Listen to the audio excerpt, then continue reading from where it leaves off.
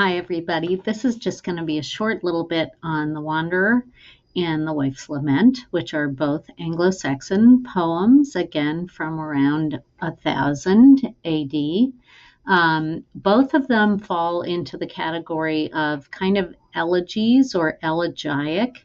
An elegy, because I have the graveyard for you, is a sad poem marking someone's death.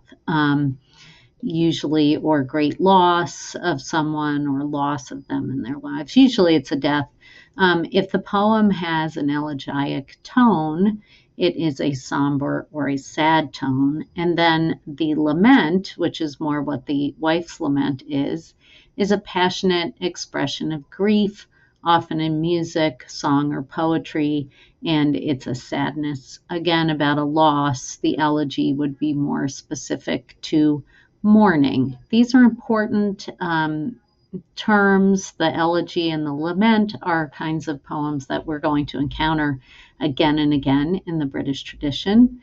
Some of the themes I want to bring out in The Wanderer, who mostly the Mandalorian reminds me of the Wanderer, the kind of like lone warrior, is that the Wanderer is very sad because of his separation from the Lord and treasure giver. This causes the Wanderer to be heartsick. It's a very emotional text.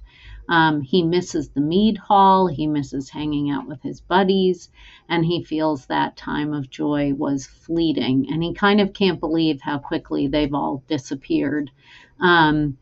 The dark and dreary qualities of the natural world that he's in, that kind of windswept, dark, freezing, cold places, they really correspond to his emotional state. So this is a great connection that often English poets, starting with Anglo-Saxon poets, but continuing on, will often find a sort of understanding of emotions or psychology in the natural world.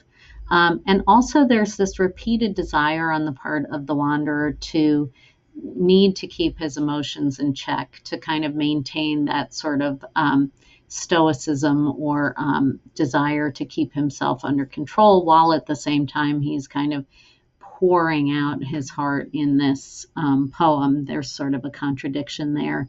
And then in the short little bit that I gave you of the wife's lament, just wanted to say that wife is sad to be abandoned by the husband who has had to go off to fight.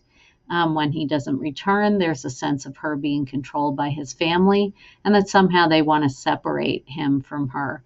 This really shows the power of the clans to control people's lives and the sort of vulnerability that a woman might find herself, especially in this warrior culture where the warriors were always leaving to fight. I want to spend just a second looking at the actual text of The Wanderer, just pointing out a few moments that I think you'll find interesting. He starts by talking about, often I bewail my sorrows in my loneliness at the dawn of each day. There is none of living men now to whom I dare speak my heart openly. And that's his real sorrow, is that he doesn't have his group of friends anymore.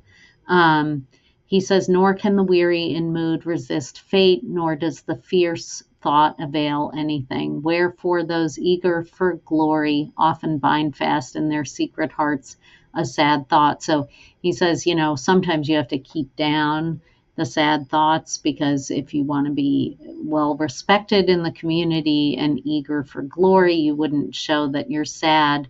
But he is, sundered, separated from his native land. And he's so sad, he's had to fetter his mind. When in years gone by, the darkness of the earth covered my gold friend, that would be his Lord. And I went thence in wretchedness with wintry care upon me over the frozen waves. So even the idea of like wintry care can show how this like emotion is connected to the natural world. He says he gloomily sought the hall of a treasure giver. So he's looking for another Lord to, give his life to, essentially. And he says, who might know me in the mead hall or comfort me, left without friends, treat me with kindness. He knows who puts it to the test how cruel a comrade is for sorrow, for him who has few dear protectors. His is the path of exile, in no way the twisted gold. This idea of exile, feeling alone, feeling friendless, I think this is a very relatable and actually kind of modern sensibility that we're seeing here in the Wanderer, and I hope you can see that in him. He dreams, he kind of like dreams of when he was with his great friend.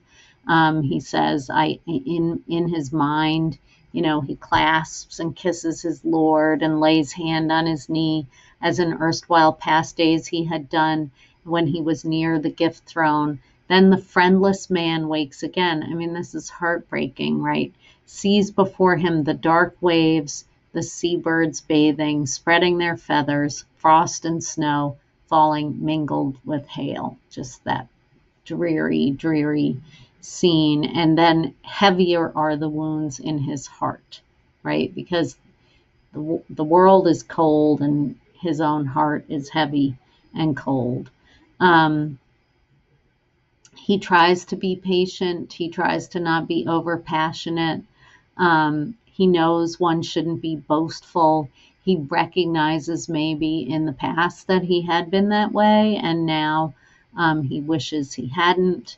He recalls the loss of all these mighty warriors. Whither has gone the horse? Whither has gone the man? Whither has gone the giver of treasure? Like, where are all these things? Where has gone the place of feasting? Where are the joys of the hall? And then he has this pivot at the end where he turns, because he's in so much despair, to God. And he says, good is he who holds his faith, nor shall a man ever show forth too quickly the sorrow of his breast, except he, the Earl, first know how to work its cure bravely, seek mercy, comfort from the Father in heaven. I would suggest this is, after all this despair and sorrow, this seems a little bit like putting a Band-Aid on it, but what else is he left with? But that kind of turn to God in his last days. And then here we have this little bit of the sadness of the wife, that she recognizes it's her own lot. But again, she feels exiled. This is really what bothers people at this time, that sense of feeling exiled from their clan, from their kinsmen. That's the great fear that they have. And when, for the wife, the sorrow that her husband's kinsmen, in fact, begin to work against her is doubly difficult. So, I just want you to have that in your mind as you think about Old English poetry and how important that clan is, that sense of honor, that sense of sticking up for your brother, even if he's, kin, not actual kin, is very, very important. And I look forward to talking a little bit about these two, which are sort of two among several of these kinds of, sorrowful elegiac poems from the Anglo-Saxon world. It must have been a pretty tough road to hoe in Old England.